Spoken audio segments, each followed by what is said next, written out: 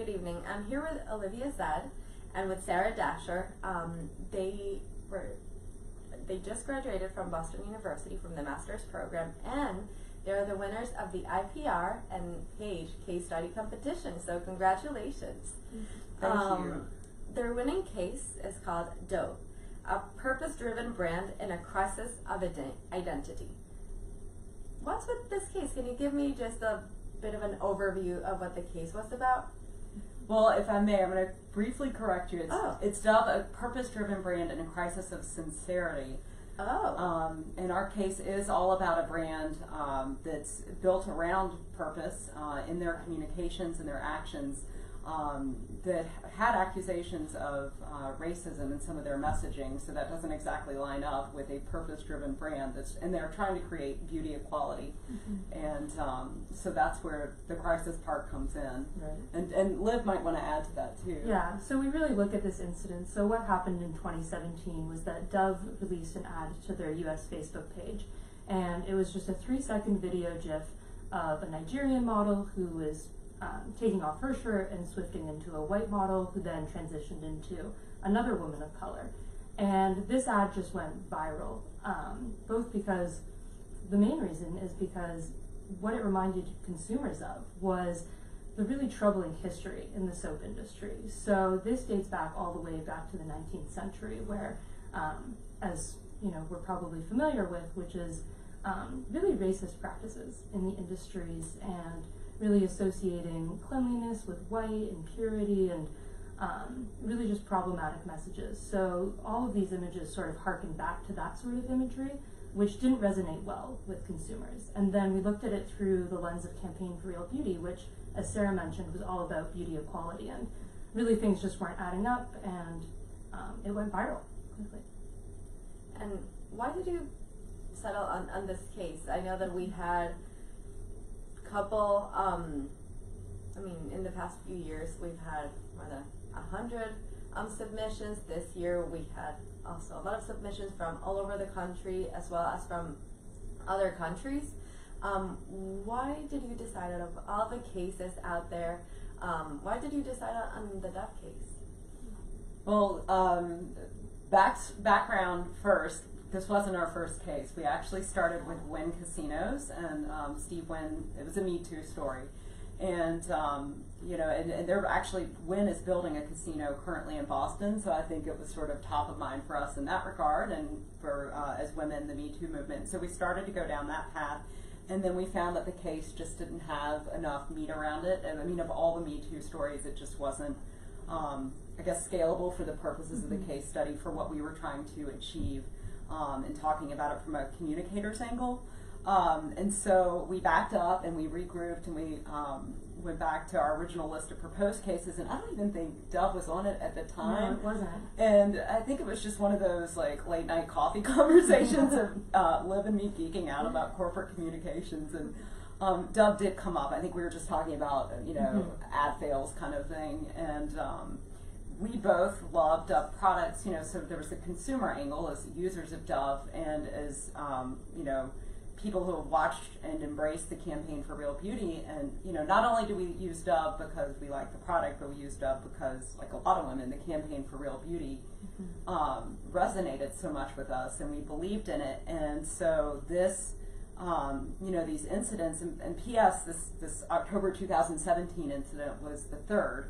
After a similar one in 2011, another one in 2014, and you have consumers saying to Dove, this does not match up with who you are. These ads call back, and these messages call back to this advertising, you know, post-Civil War advertising, equating white with purity, and that people of color are dirty, and we don't like this, Dove, and Dove keeps making the same mistake. And so for us, it was really compelling, you know, that, you know, why is this happening? Surely there's tons of filtering going on.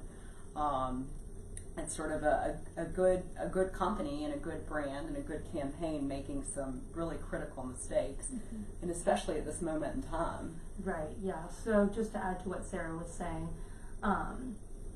we found that the case was really interesting to work on just from the different angles that you have to approach when writing a case study. So there were so many different ways that we could look at Dove, both from a financial lens, you know, with its parent company Unilever, but also on the social media and traditional media side.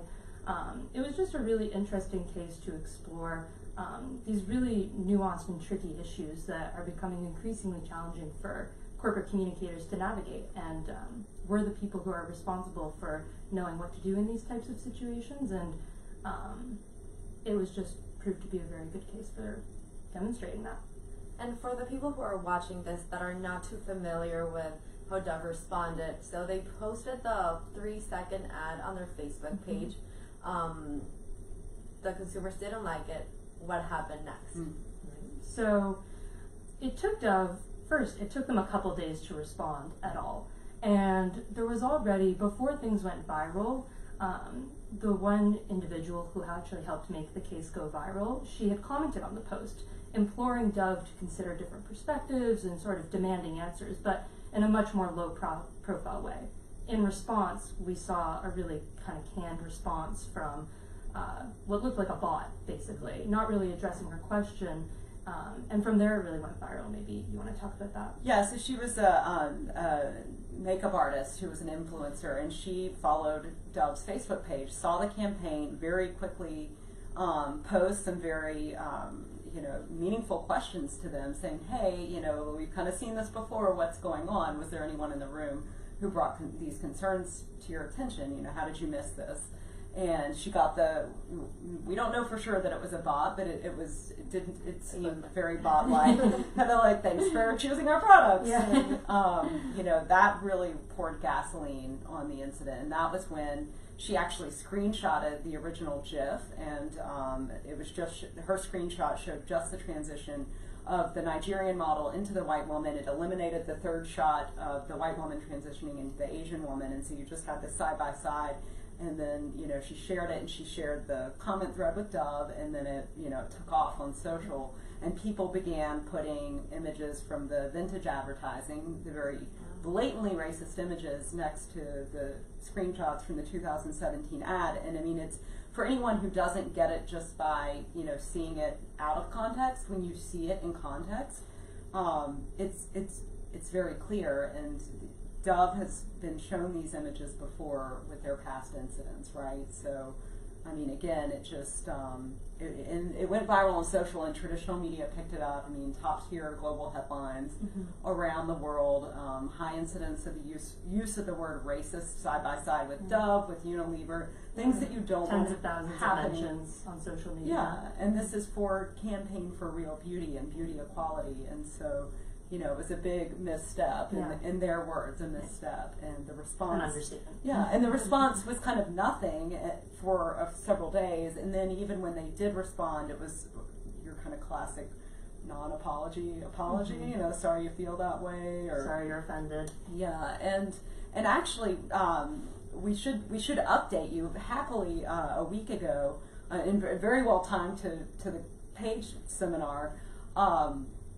Dove just announced their new campaign, which is hashtag Show Us, and so they are now, and it's much delayed, but they have this new campaign, which is a sort of crowdsourcing effort in partnership with Getty Images, where they're asking people to help define beauty. Like, you tell us, what does a beautiful woman look like today? And it is, if you see these images, they're every kind of woman we have, and even, gender bending definitions of women. And we're glad to see it, and they actually took a full page ad out in the New York Times last week to launch the campaign. And at the top, they did a bit of a mea culpa, and they said, we haven't quite gotten this right, and so now we're asking you. And that got right at the heart of our case, which is, they kind of weren't listening, and they weren't creating a two-way communication channel, unless you count the bot, with people. The consumers were trying to have a conversation. Yeah, no, so people were trying to engage with the brand, but really, you said it well, it was just sort of their response to their previous lack of meaningful engagement with consumers. Yeah, and then also, even the people were saying, like, what are you going to do with this? Right. And so, like, we are finally seeing that. And for me, it was really, reassuring as a consumer and as a communicator, as well, I think. And you know, we'd like to think they read the case. That's where they got all their good ideas. No, we're teasing, but it is, you know, we do think the world of Dove Unilever and the campaign, but as someone brought up in one of the sessions today, you know, I mean, good companies are going to make mistakes. It is a risk you take to talk about, you know, when you get into purpose, it gets into some really, you know, kind of rough waters sometimes, and look at the world around us has changed dramatically since 2004 when Campaign for Real Beauty launched, right? And that was another part of our case that was interesting. It's just what's happening around this. Right. The rise of white nationalism, the Charlottesville incident. Yeah, so one of the questions that we also discussed in our session this afternoon was, what was it about this moment in time? It's happened in 2011, it's happened in 2014. Why did this incident capture international media and the backlash that it did? And really it just proves to how important it is for communicators to be looking at the socio-political context, especially in the US. Dove is a global brand. It was likely that this ad was produced, you know, somewhere in Europe or elsewhere globally. But really, as Sarah pointed to, in 2017, we were just seeing a more polarized society than we ever have before, especially along racial lines and inequity. And these were issues that the media was already calling attention to. And so when a big company like Dove is in a crisis like this, the spotlight is already there. And we really just saw the fallout from there. Yeah. One thing we were talking about last night is, like, you know, the company wants to be known for beauty equality. They want to create conversations about race in this safe, beautiful way. But what happens when the conversation outside the brand, you know, and away from soap, it gets really nasty, and your consumers are going to maybe look to you for. They're going to have some expectations of you to certainly act and behave in a certain way, and what could be coming down the pipeline is they're going to ask you to comment, you know, on these, you know, outside incidents. So it's a really interesting time for communicators. It's a really, you know, clearly the role is more vital than ever before. And now that you're mentioning how this is a critical time for communicators, what are some of the key things that you learn through your case that you think communicators should keep in mind so that they don't run into an issue and a crisis like this one, or avoid or mitigate crisis like this? I think above all, this case really points to the importance of listening, and we've already talked a little bit about two-way communications, but now more than ever, it's so important for organizations to be having a relationship with their consumers. And really, in Dove's previous responses, it was very much a transactional approach. So it was very one-way communications, and it was very clear that they just weren't listening to what people on social media were telling them, and they weren't trying to meaningfully engage their thoughts. And surely this had been brought to their attention in the past. So that was really interesting, and I think that it's just so important. I mean, that's one of the PAGE principles, right, is listen to your stakeholders. So this case really demonstrates that. Right, instead of just telling your people what beauty equality is, ask them. And then they are doing that now, which is great. And I think another takeaway is just, you know, it's not just knowing, you know, your product and your product's moment right now. Like, you need to know its history and where it came from, the industry it came from. So in this case, the personal care industry has this very painful, hateful even time in the past that presents problems for what they're trying to communicate today. So if nobody's in that room to say, hey, wait a minute, this is problematic, this could be interpreted, you know, a certain way, then you have incidents like this happening. So I think for the communicator to be able to keep that view in mind, you know, like a 360-degree view, right? Not just in the organization. Is critical. And yeah, no bot responsive, please. Especially not in times like this. Well, thank you so much.